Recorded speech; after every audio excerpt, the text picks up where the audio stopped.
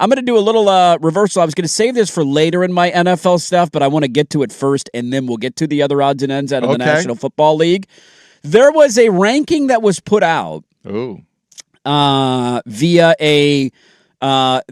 basically to judge NFL fandom index. Okay. So here's how they NFL markets for NFL markets. Okay. Here is how they came up with their how they came up with the metrics.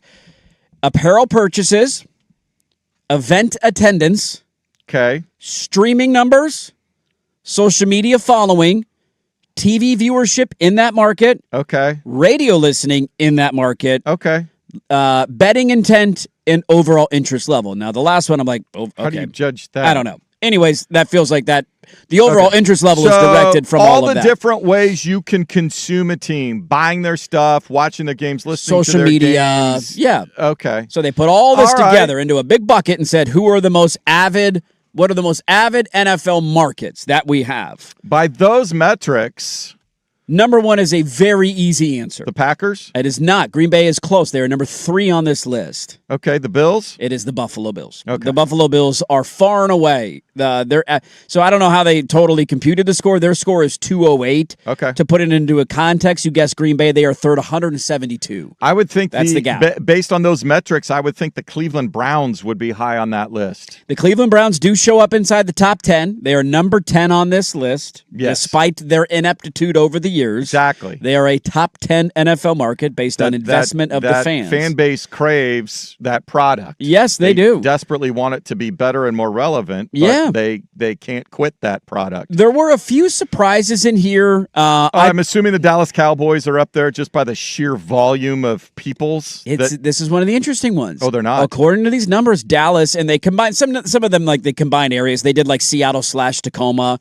They did Dallas/Fort Worth. Yeah. They come in 19th in the NFL. Wow. So I don't know if that's just people running tired of Jarrah and not winning anything meaningful in a very long time. I think so. Could be possibly the problem there. Some of the ones that surprised me. So Buffalo was number 1. Ooh, the Vikings, Minnesota Vikings. Another one that shocked me. They showed up at number 11. They were outside of the top 10. And look, the Vikings love them some Vikings. Skull, the whole bit. I mean, it's phenomenal, is it not? Yes. Chiefs. Sorry, the Chiefs should be. Chiefs are number 2. Yes. So you've now guessed the top 3. Here's number 1. You already got Buffalo was number 1. That's right. Yeah, so Buffalo 1, Kansas City 2, Green Bay 3. Those are the most, according to this ranking, the passionate Chiefs, fandom. Yeah, the Chiefs is obviously their recent level success boosting that significantly. Maybe I'm downplaying this too much because I don't respect their owner a ton, so please correct me if I'm in the wrong here. Oh. The number 4 team on this list, ahead of Philadelphia, Pittsburgh, as we mentioned, Minnesota. Yeah. The Cincinnati Bengals. Well, what else you got in Cincinnati? You got the Reds. You got Skyline Chili. I mean, I know it's not Ohio a lot. Ohio is football country. I get it. You got Ohio State football. How close is Columbus and Cleveland? Oh, so Columbus is right in the middle of the state. Like dead center middle of the state. Cleveland is up at the Great Lakes at the northern edge, the northeastern edge on Lake Erie. Okay. Cincinnati is down that's on right, the down border by of Kentucky. Kentucky, that's right. Okay. So, look, again, I'm probably in the wrong there. I get it. Your points are all valid. There's not a lot going on there. It's football country. If you were to ask me a more passionate NFL city, would you say Philadelphia or Cincinnati? I would say Philadelphia. Right? You say Philadelphia in a heartbeat. Yeah. Philadelphia, now, they are right behind them. They're number 5 on this list. So Cincinnati came in 4, Philadelphia 5. Only one other major surprise in the top 10. Baltimore was number 7. I get it. Yeah. Detroit number 8. All the years of crap, and now you're back, and let's bite your kneecap. We're Jets fans. We'll get to that in a moment. New Orleans. Bless Jets fans. Yeah. Like, for the crap they've dealt with for decades, they're still invested. Our bosses, if he's listening to this segment, he's probably going to come in here and say this list is bogus when I tell you where Jets fans are. New Orleans showed up in the top 10. Well, based on, I would imagine on Sundays, like that's all you do. Yeah. Like you're either listening or watch. If you have to be at work, you are listening. Everybody down there owns Saints gear beyond all belief. The way that they're measuring it, that doesn't surprise me. Now I'll run through some of the Cleveland. By the way, I gave you that. That was in the top 10. So that's your top 10: Buffalo, Kansas City, Green Bay, Cincinnati, Philly, Pittsburgh, Baltimore, Detroit, New Orleans, Cleveland. That's your top 10. What do you notice about where that is on a map? Right. I believe you have the entire AFC North in there. Yeah, Pittsburgh, Baltimore, Cincinnati, Cleveland. The entire AFC North is in there. Have you crossed the Mississippi yet? Not a lot. Kansas City. Yeah, that's Kansas the City, one. technically, you got that's one there. That's as far west as you've gotten. Then you go. I'm surprised Bronco fans aren't on there, though. Right. Minneapolis, 11. Denver did come in at number 12. Okay. And now is when you lose me. This is when whatever metric you put together to compile this list of the most passionate cities, we rip this list up and throw it out the window. What do you got, Jacksonville now? Jacksonville is ahead of Seattle. It. You and play a game every year in London. I love poking fun at 12s because I know a lot of people and I have a lot of family that lives in Seattle. And for Seahawks should be in the upper half. Yeah, for my entire life, none of them cared about Seattle, and then they come out of woodworks. Now I get text messages and they have 12 tattoos on their butt cheeks, and it's like, I get it, front running happens, but none of you gave a rip about this team. When I was a kid, not a single one of you brought it up. Now it's your life and death. That happens. I get it. Living up there when I was going to school. I'm not saying there weren't Seahawks fans. I'm not saying that's the case. There were always Seahawks fans. Yes. It's the NFL. I get that. Let's not sit here and act like that fandom has not quadrupled in numbers in the last 20 years. I had season tickets when they were still in the AFC West. Yeah. Don't say anything. I mean, you're old. It's okay. What are we doing here? You did that one to yourself is what you did. But yeah, the hatred, like the Raider game, was the biggest game of the year. I get that there's always been NFL fans there. Hate them. The fandom has exploded. And that happens. When you win, it's happened to Oregon, right? It's natural. It happens when you have success, people jump on board and start rooting. Seattle being behind Jacksonville is criminal. It's just criminal. It's not wrong. It's dumb. It's ludicrous, and it makes the entire list almost null and void. Chicago is egregiously low on this list. They're number 20. Like, you just cannot tell me people in Houston is a more passionate fandom or fan base than Chicago. I just refuse to believe that. Maybe in a situation like baseball where you have two different teams and it's split up a little bit, everybody there is an Indiana Bears fan, and it's ludicrous that they're number 20 on that list. Houston was 18, Indy 17. As somebody who had a brother who lived in Charlotte, they're way too high on this list. The Panthers are a deal, but also, come on, bigger than the Chicago Bears? No. Get out of here. Charlotte was number 16, Nashville number 15. So a lot of the stuff I'm having an issue with. Then it gets even funnier. So Boston, the New England market, technically, comes in at 21st on this list. Okay. Some of the other ones I agree with, like Vegas, that's a newer market. Atlanta's down there at 24. Yeah, Atlanta could give or take. Right. I mean, they love their dirty birds, but they're a little disenchanted with things. Phoenix at 25. Ooh, where are the commies at? The commies are 21 on this list. Now, what's this? How far back does this go? I think it's just current. I don't know how far. I'm assuming they just are tracking because I data understand that there's some residual, like Dan Snyder alienated, a lot of people. Like, but now that they're coming back and they're going to redo a stadium in the district and all that stuff. Yeah, they should start climbing that list. Yeah, I've been somebody who's been to Phoenix and around the Cardinals stadium. For but game they should be dead last. They don't care. They're not dead last. They are 25th on this list. Tampa slightly below them. Which I feel like Tampa loves the Bucks. Agree with you there. Then it gets funny. The Niners don't even play in San Francisco. Don't worry, I'll get there. The Niners don't even play in San Francisco, so they're also in this weird, like, we play an hour south of the city. I think the Niners have more fans outside of the Bay Area than they do inside of the Bay Area. You might actually be right there. That's actually not a bad. The Chargers are dead last. San Francisco came in at 27. Miami was 28. The Los Angeles market. So the Rams and the Chargers came in at number 29. And according to this metric, the lowest fandom index city in the NFL is New York at number 30. Oh. Which I just... Stop it.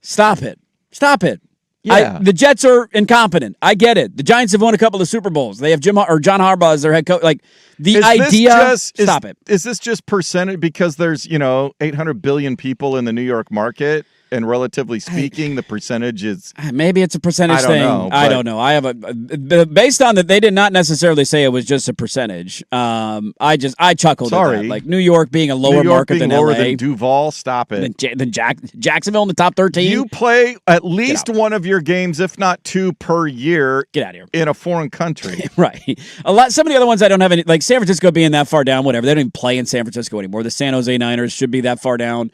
And I think your point on them having more fans fandom nationally is kind of an interesting and funny point because I can't imagine. I don't live down there, but I'd be curious, like, what percentage of people who would used to go to games at Candlesticks still go. That's a long drive now on your Sunday. It's a long drive. Changes the entire structure of your fandom and when you go to games and when you don't go to games. Anyways, I saw that. I figured it would rile some people up. New York being last is just laughable.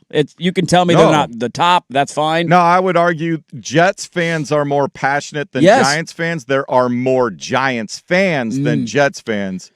But to be a truly loyal, dedicated Jets fan. Through all the years. Not easy to do. All the fireman Eds out there. You cannot tell me. That's a special breed of fandom. That people in Los Angeles care more about the National Football League and the Rams and Chargers than the Giants and the Jets in New York City. No. Like, you just cannot. Both of them are transplant cities. The Chargers should be last. Yes, in terms of overall fandom. The Chargers should be last in that list. It's not a debate at all. Go back to San Diego. Figure it out. They should. They have to have paid actors at their games, man. Remember that Asian lady 2 years ago going crazy? Just how much do we pay her to be there? I'm going to go treat myself to a birthday gift and get my Chargers jersey. I'm going to have a Chargers jersey this year. This is the year, baby. This is the year. So it was a funny metric to look at. No disagreement with the top three, like Buffalo, Kansas City, Green Bay being the top three. That's that all makes sense. And Kansas City's one of those markets too. Like they have loved the Chiefs for a long time. It's certainly Mahomes stadium atmosphere exploded things, outstanding. I would recommend if you want to go, see your team somewhere. Find out when they go to Kansas City and have yourself a good time. Yeah. And get there. I don't know how much longer before they get their new stadium built, but it's an older stadium, but it's still quite an experience. Yeah. I sat in the upper deck when we went, and it was still a good seat, good spot. Yeah, they changed. I think they went away from the Geehaw Field or whatever they were calling it. Whatever it was. It's just back to Arrowhead. Arrowhead. I think their sponsorship ended. It just came to an end. It might just be Arrowhead for the last however many years of the stadium. It's always been Arrowhead. What does it take? They got to figure out where they're going to put it, get a financing package together, and then it's probably 2 years to build the thing. So you're looking at least 3 seasons before it'll be a while. Potentially move. Let's get to all right. Let's pivot into a couple of odds and ends out of the National Football League. I'm going to save one coach on his quarterback. We'll get to that in the next segment because massive year for that guy, and just I'm wondering where people are at on him because his preseason debut certainly didn't go well. I don't know about you. Every time I hear an update on this player, it makes my mind melt of how is this possible? Like, what? And there was another one yesterday from Ian Rappaport on the NFL Network. When I was in Santa Clara about a week or so ago, finishing up inside training camp, had the opportunity to watch George Kittle do his workout kind of alongside practice, pre-practice. It was eye-popping. It was really good. It was really fast. It was looking like a player who was basically going full speed. You listen to George Kittle say it. The fact that the numbers are basically what he wants is an unbelievable thing. He is 7 months out from an Achilles injury. Now, generally, players do not get back on the field until 9 months. The season starts about 8 months after him tearing his Achilles. But you listen to George Kittle, listen to 49ers people, at least there is a chance. No one is saying for sure that it's going to happen, and it is an unbelievably long season, especially now with 17 games. They want to make sure that one of their best players on their roster, regardless of position, is in position to contribute in December and January. But the fact that George Kittle has a realistic chance of playing week 1, of being out on the field, is incredible. He is not wrong. He's got a shot. He came out yesterday and emphatically said I will not start the year on the PUP list, which I think based on everything we're hearing and reading, that will certainly not happen. Yeah. I don't know if he's going to eventually play in week. Just the idea of somebody with modern medicine who, like, it's one thing, I don't know what a sport would be where you're not moving that much. And I don't know what maybe you're a golfer. I don't know. I think you probably need your Achilles for that. The idea of a tight end, that physically demanding where you're pushing and blocking and leverage is a huge thing. Cutting, move, like it's him doing that in the playoff game. And if he is able to play, what were we, about 3 weeks away from the start of that game in Australia? About 3 weeks away? Yes. 3 weeks from 10th. Thursday, right? It'll be? Yeah. I don't know. No injury will ever seem as a big deal for me anymore. The advancement of modern medicine is amazing. Wild. That's like, it's one thing for Daniel Jones. He went down in I want to say week 10 for the Colts. Yeah, middle of the season. Middle of the season. He's hoping that he can be ready and maybe potentially go. And we'll see on that if he ends up being their day one starter. They certainly aren't in a good spot if it's Anthony Richardson. But that's neither here nor there. Okay, that I can wrap my head a little bit more around. I remember watching that playoff game, and when Kittle went down, it was such a double whammy of like, oh God, the Niners are getting destroyed. Because I think he got hurt in the Seattle game, or it was a Philly game. I can't remember. But either way. Philly. Was it the Philly? Maybe it was the first playoff game. Either way, you're like, okay, the playoff run's going to come to an end, but now, damn it, now you're going to be without George Kittle for how much in next year? Because your mind just kind of goes to the Achilles, and this is what we obviously used to do with, Tommy John in baseball or ACLs, and you'd think, oh my God, that's going to be such a long break. Okay, you've got at least a year. Right, to come back and be able. And hopefully it, heals right. Him playing in week 1, if I turn that TV on and I'm watching that game, because I'm going to be glued to it, Rams and Niners will be a great matchup and a couple divisional rivals, it's going to melt my brain. If George Kittle plays in week 1, it will melt my brain, and I'm just going to leave that there because that's wild stuff. Couple thoughts here on the fan text line. We have a who dat chiming in. I love it. We got the fan base is calling them. We got to do it. Dirt as a who dat here in town. Not a native of New Orleans, I can say that they are crazed for the Saints and honestly football in general. Remember, it is SEC country. They live and die for football. Yep. Mondays after a loss is always kind of grim and depressing in New Orleans. Who dat? Maybe I'm too disrespectful to New Orleans there. Another one, Cincinnati's proud of Skyline Chili, and it is disgusting. That it is. It is disgusting. But Cincinnati, maybe again, and somebody texted in and said, I've been to a tailgate at Cincinnati. They know how to party and have a good time. Now, I never question their tailgating ability. And again, maybe I'm conflating too much of overall success and, seeing teams having these, I don't know, these go on these runs versus measuring devotion inside the market. Impact. Yeah. So I certainly acknowledge I could be wrong there. Another one, my girlfriend and I were just talking about the Saints. She's from Alabama. They love the Saints and said the same. Rabid fans down there. So that is one of the unique things, I guess, maybe about pockets. Yeah, and the Saints South are one of those areas where their region expands quite a bit. Yes. Because you got to go all the way to Dallas to the west and all the way to Atlanta, Charlotte probably. or Atlanta in the east. So you got a little pocket there where you can kind of cultivate some good fans. Yeah.